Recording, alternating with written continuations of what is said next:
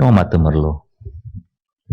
Bismillahirrahmanirrahim. Assalamualaikum warahmatullahi wabarakatuh. Terima kasih Yang Dipertua kerana memberikan izin dan juga kesempatan kepada saya untuk sama mengambil bahagian dalam membahas ucap titah Yang Di-Pertuan Agong. Yang pertama, komitmen saya juga bersama dengan Parlimen dan seluruh warganya dan juga mewakili rakyat di Parlimen Temeloh untuk turut rasa sedih dan juga berduka cita dengan insiden MH370. Yang Di-Pertua di saat sains pada hari ini buntu dan manusia juga telah hilang upaya, maka marilah kita kembali kepada Tuhan yang mencipta sains dan mencipta manusia itu sendiri dengan kita berdoa, bermunajat dan memohon nusrah daripada Allah tanpa meninggalkan ikhtiar untuk terus mencari, mudah-mudahan dia selamat. Wa qala rabbukum ud'uni astajib lakum. Telah berkata Tuhanmu, mintalah denganku, berdoalah kepadaku, nescaya aku makbulkan bagi kamu. Yang Di-Pertua, perkara yang kedua ialah di saat kita berduka dengan peristiwa yang menimpa ataupun misteri MH370 ini, kita sekali lagi telah dikejutkan dengan berita bahawa 6 orang remaja dan juga 3 orang kritikal ekoran daripada pengambilan dadah yang berlebihan sewaktu mereka menghadiri konsert Future Music Festival Asia baru-baru ini. Apa yang saya nak tekankan di sini ialah perlu diberikan perhatian oleh pihak kerajaan dan juga oleh semua pihak rakyat dalam negara kita untuk tidak menyuburkan negara kita dengan konsert-konsert liar dan pesta-pesta yang seperti ini. Kerana saya mendapat maklumat bahawa selepas daripada ini banyak lagi pesta-pesta liar. Walaupun saya telah membaca dalam Facebook bahawa pesta liar Live in Colour Malaysia ini telah pun dibatalkan oleh pihak penganjur, dan saya juga ucap terima kasih kepada Menteri Belia dan Sukan yang telah mengeluarkan kenyataan bahawa pihak kerajaan akan mengkaji balik permit yang telah diluluskan kepada konsert ini. Tetapi apa yang saya nak lihat ialah apabila konsert ini disokong oleh ataupun dibenarkan, diizinkan oleh pihak Kementerian Pelancongan dan Kebudayaan, dan banyak lagi konsert-konsert yang saya lihat akan berlangsung dalam negara kita selepas ini, antaranya ialah konsert Twin Towers live 2014 ini yang akan diadakan di hotel Shangri-La Hotel, sempena dengan Formula One ataupun Formula One Grand Prix yang akan berlangsung dalam negara kita selepas daripada ini, yang terbuka pula kepada orang ramai untuk menyertai dan menghadirinya. Dan artisnya itu ialah datang dari perluan negara dan artis yang seksi yang telah dikenali ramai, sangat rosak moralnya dan diluluskan oleh Puspal dalam negara kita. Jadi saya harap perkara-perkara ini dapat diberikan perhatian serius, kerana Allah sebut dalam Al-Quranil Karim, Zaharal fasadu fil barri wal bahr bima kasabat aydin nas. Telah zahirlah kerosakan di darat dan juga di lautan angkara perbuatan tangan manusia itu sendiri, yang akhirnya menyebabkan negara kita terus bertimpa-timpa musibah dan kecelakaan yang telah dijanjikan oleh Allah Subhanahu wa taala. Antaranya apa yang disebut oleh Allah, zalikum bima kuntum tafrahuna fil ard bighairil haqq wa bima kuntum tamrahun. Lalu dikatakan kepada mereka setelah ditimpa azab dan musibah itu, demikian adalah kerana mereka bergembira dengan cara yang salah, mereka berseronok, bersukaria dengan cara yang tidak betul dan melakukan maksiat kepada Allah Subhanahu wa taala.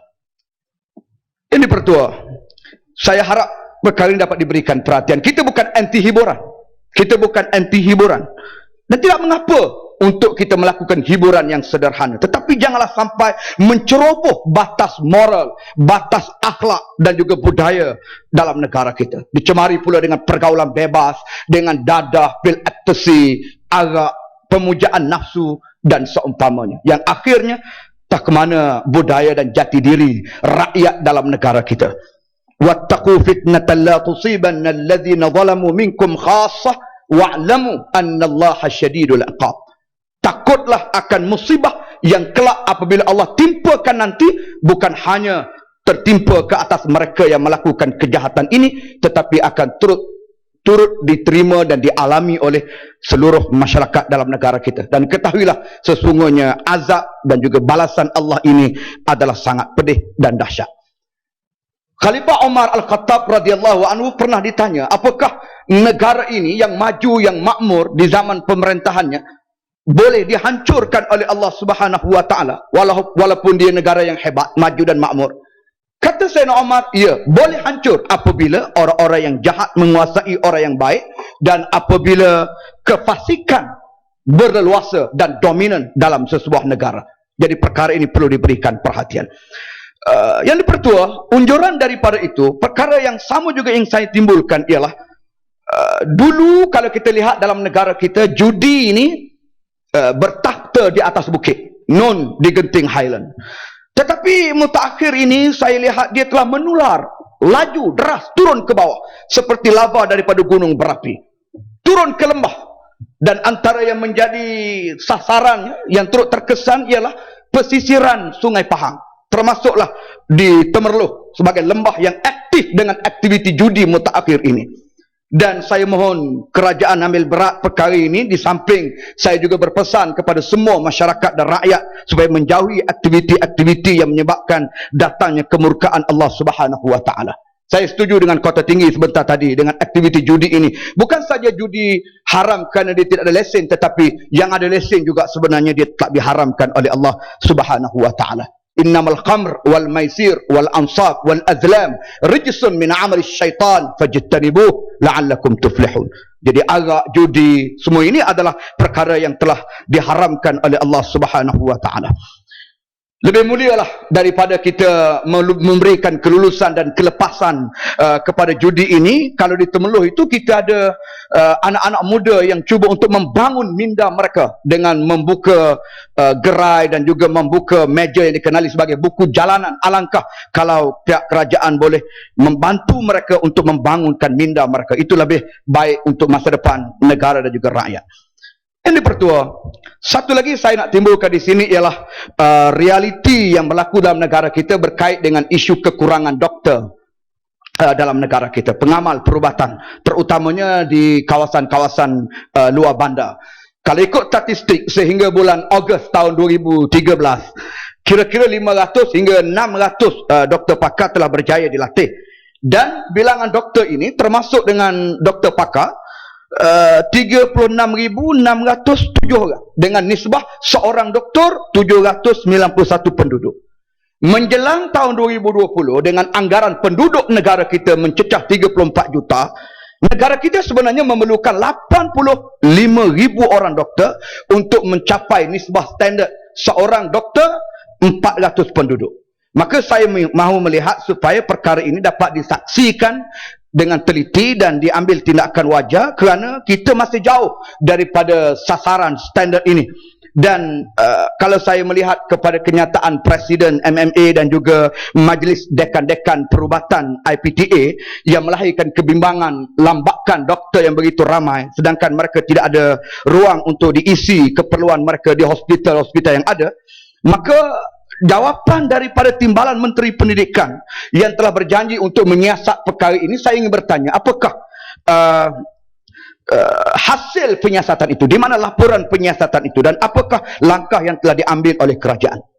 Dalam satu sudut yang lain, yang dipertua, negara kita hari ini dengan lambakan graduan perubatan ini, mereka yang tidak diserap untuk mengisi keperluan, saya kiranya lah kalau mereka ni diberikan pengiktirafan, kerana biasanya mereka datang daripada universiti-universiti luar yang diiktiraf pun oleh WHO. Tinggal lagi kerajaan masih belum mengiktiraf keupayaan mereka ataupun pendidikan mereka ataupun kejayaan mereka. Maka saya harap dapat juga diberikan perhatian dalam perkara ini. Dan maka dengan itu, isu yang berbangkit juga ialah saya nak melihat bagaimana peranan dan juga fungsi Malaysia Medical Center MMC. Kerana saya melihat apakah MMC ini benar-benar bebas dan benar-benar independen? Bagaimana pula kaedah pelantikannya? Sebab apa yang saya nampak ialah ahli majlis kepada Majlis Perubatan Malaysia ini ataupun MMC ini sebahagiannya dilantik dari kalangan kaki tangan kerajaan perubatan itu sendiri. Jadi bagaimana kita nak jamin ianya dapat dijalankan secara bebas dan lebih berintegriti, dan apakah sebenarnya memang kementerian telah ada cadangan untuk mengubah kaedah pelantikan ini? Sebab saya lihat ramai mereka yang akhirnya tak dapat kerja dan tak dapat melaksanakan tanggungjawab mereka sebagai lulusan perubatan, maka mereka menderita untuk berhadapan dengan tekanan hidup pada hari ini. Dan yang terakhir yang dipertua, saya nak sebut dua perkara. Yang pertama berkait dengan isu visa pelajar-pelajar Malaysia kita di Mesir. Ini mohon perhatian daripada Kementerian Luar dan juga kedutaan negara kita di Mesir supaya selesaikan masalah visa pelajar ini, kerana didapati proses mereka nak membuat visa ni terlalu payah dan terlalu sukar. Dalam keadaan pelajar Malaysia di Mesir telah mencecah 4,000 orang. Dan urusan mereka di immigration hanya 1 hari seminggu. Dan pelajar-pelajar Azhar ini hanya ditempatkan satu pejabat saja untuk mengurus visa mereka di immigration. Dan apa yang lebih penat ataupun lebih letih lagi ialah visa mereka tu boleh dikatakan tamat serentak pada bulan Disember. Akhirnya mereka tak sempat nak menyiapkan visa pada tempoh-tempoh yang dibenarkan. Maka ada di kalangan pelajar yang ditangkap dan terpaksa bermalam dalam lokap. Jadi ini adalah suatu perkara yang sangat menyusahkan mereka, dan saya minta Kementerian Luar dan juga pihak kedutaan dapat memudahkan pelajar-pelajar kita untuk menyelesaikan masalah visa mereka. Dan yang terakhir ialah isu penempatan guru yang saya lihat masih ramai lagi yang belum ditempatkan walaupun mereka telah tamat tempoh pengajian mereka, sehingga mereka menggelarkan ataupun mengistilahkan seperti mereka digantung tak bertali oleh pihak Kementerian Pendidikan Malaysia. Antaranya saya rujuk di sini ialah pelajar TESL, tajaan Kementerian Pendidikan ke UK, yang mana mereka telah pun hampir tamat pengajian mereka lebih setahun yang lalu, tetapi nampaknya pihak Kementerian Pendidikan masih berdalih dalam isu penempatan mereka, walaupun pihak menteri telah menjanjikan 1 April akan datang ini. Tetapi apabila mereka menghubungi pihak kementerian, ternyata jawapannya tidak sebagaimana apa yang telah dijanjikan oleh pihak menteri. Jadi oleh kerana itu saya sangat mengharapkan sekali lagi supaya perkara ini dapat diberikan perhatian, dan saya akhiri ucapan ini dalam masa yang sangat singkat, 10 minit yang diperuntukkan oleh pihak yang dipertua. Sekali lagi saya harap tahun melawat Malaysia 2014 ini, semoga kerajaan dan seluruh rakyat dalam negara kita dapat bekerjasama agar kita tidak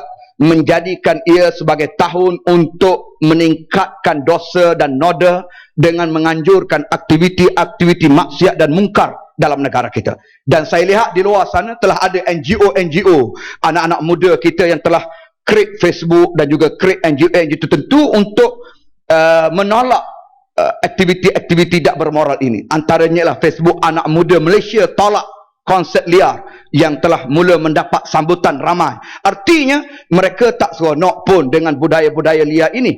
Jadi kalau kita nak tarik pelancong, sebagaimana pokok sena sebut semalam, saya sangat bersetuju. Nak tarik pelancong daripada Amerika datang, maka kita kena sogok mereka dengan budaya Malaysia. Bukan kita ambil budaya Amerika untuk diberi kepada pelancong daripada Amerika. Demikian juga pelancong-pelancong yang lain.